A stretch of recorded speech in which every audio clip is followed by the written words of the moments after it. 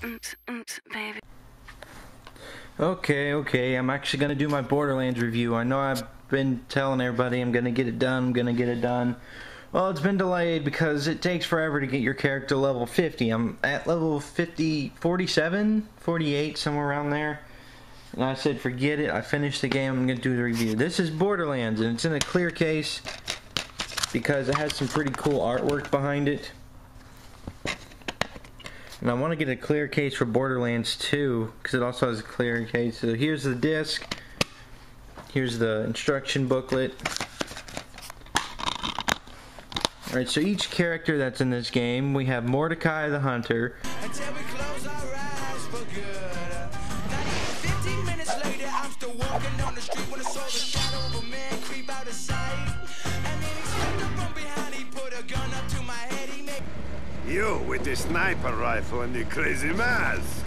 You look like a Traxican wrestler moonlighting as a dominatrix, man. Lilith the Siren. Looking for a fight. He said, give me all you got. I want your money, not your life. If you try to make a move, I won't think twice. I told him you could... And what's your story, young lady? What can you do? Perhaps you can bake us all a wonderful cake. Brick as himself, but he's a berserker.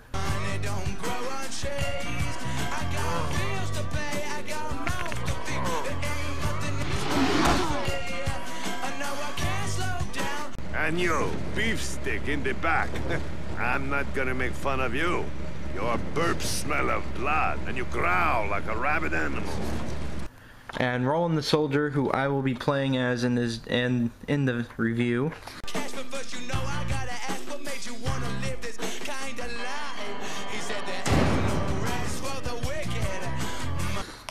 See, what does it say on the back? Lock, load, and face the madness. Get ready for the mind-blowing insanity as one of the 4 trigger-happy mercenaries. Take out everything that stands in your way. So it's an RPS, role-playing shooter. Combines frantic first-person shooting action with access to be a role-playing character progression. That pretty much means you level up, you can gain skills, you can use different weapons. Co-op frenzy, fly solo and single player, which I've been doing. Wreak havoc with a friend and 2-player split screen, which is kind of fun. Or drop in and out with up to 4-player co-op online and through System Link. I've tried going online and nobody really wants to cooperate at all. Like, everyone just wants to do fights and stuff, and it bothers me, so I didn't go online. There's bazillions of guns. Gun lust fulfilled with rocket launching shotguns, enemy torching revolvers, SMGs that fire lightning rounds, and tons more. And I do have all the downloadable content for this game. There is Mad Moxie's Underdome. My first husband was a dirtbag and a cheat. My second husband was fun. I figured by then that I deserved the toy. All for myself, and that's what I got. Still wish I hadn't broken my toy. My third husband was good with numbers. And his hands. We're still friends. Kinda. We're civil. I'm looking for my fourth. You know, on the prowl. I don't know when I'll meet him or where I'll meet him. But he's out there. For now, I'll get my jollies off on bringing pain this way. Or maybe this way. And in the end, the crowd will love me for my brutality. I'll make them yearn for more and more of my pain. I'll be cruel and enjoy myself. When the thrill wears off, I'll leave and find a new toy. Until then, not too different than matrimony, come to think of it. Maybe the Colosseum is my fourth husband, in a way. What is it? T-Bone Junction, which leads to General Knox's secret armory.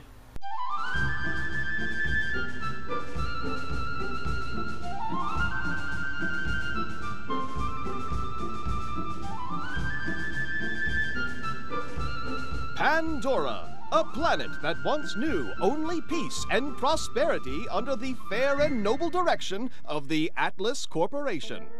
But there were those that sought to disrupt our perfect existence, thieves and murderers, perverts and scoundrels. The lawless garbage unleashed an unspeakable evil upon Pandora, not known since the age of the gods. But together, we shall not despair. Atlas has not forgotten you. We are returning and will restore order and security to your planet. When we arrive... Bullshit. I have choked on the dissonant lies forged by their corporate greed my entire life, and it is a meal I will no longer stomach. Atlas is here for two things, power and revenge, and the order they do it in is irrelevant. We share a common enemy, you and I. The reward for your death is second only to mine. That alone should be reason for you to join my cause. But if it is not, and your greed precedes you, then you will gain access to all of their weapons. Their invasion stockpile will be yours. Athena out.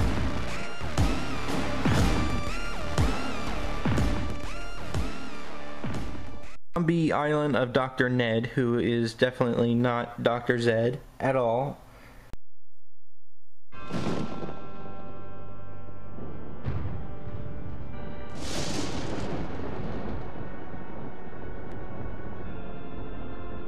It was a dark and stormy night. Sheesh. On a distant corner of Pandora, where few men dare to tread. With the journey to find the elusive vault behind them, our fearless adventurers set off into the trees of... What's a tree? Oh, for the angel's sake! It's a plant that grows out of the ground really tall. Like this? No more interruptions. So, they set out into the trees of Jacob's Cove, a land very much ravaged and forgotten.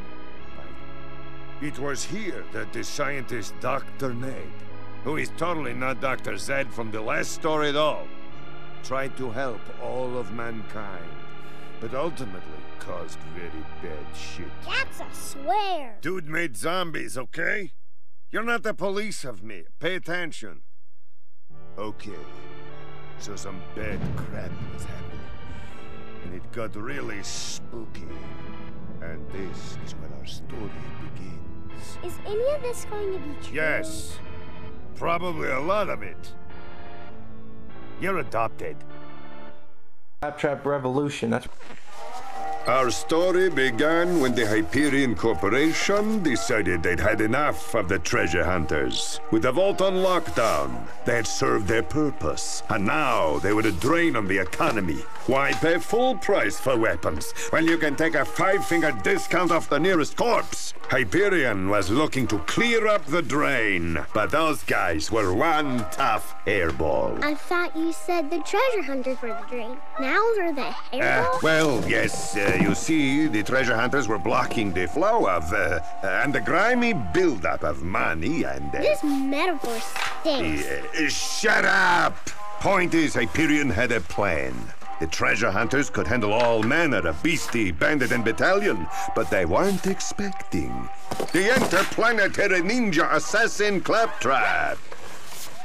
This Claptrap was programmed to take our boys out indirectly. Trapping, poisoning, spreading catty rumors around town. Nothing's off limits. He was smart. Too smart. He looked around and didn't like what he saw. Claptraps being subjugated, humiliated, obliterated. What we call programming, he called slavery. So, he rallied his fellow Claptraps and turned them against their corporate masters. What started as a rebellion became a revolution.